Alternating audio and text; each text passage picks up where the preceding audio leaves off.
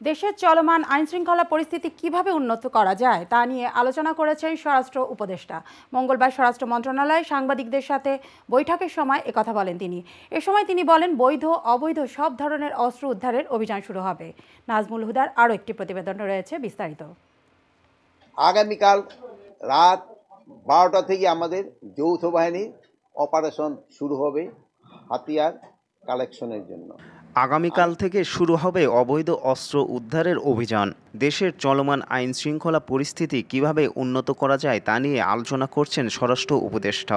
মঙ্গলবার 3 সেপ্টেম্বর স্বরাষ্ট্র মন্ত্রণালয়ে সাংবাদিকদের সাথে বৈঠকের সময় একথা বলেন তিনি। এ সময় তিনি বলেন, আগামীকাল রাত 12টা থেকে শুরু অবৈধ অস্ত্র উদ্ধারের যৌথ অভিযান পরিচালনা করা হবে। বৈধ অবৈধ সব ধরনের অস্ত্র উদ্ধারের অভিযান শুরু হবে। স্বরাষ্ট্র উপদেষ্টা জানান, মাদক নিয়ন্ত্রণ করতে হলে মাদকের গডফাদারদের নিয়ন্ত্রণ করতে হবে এবং সরকার সেই পথেই এগোবে।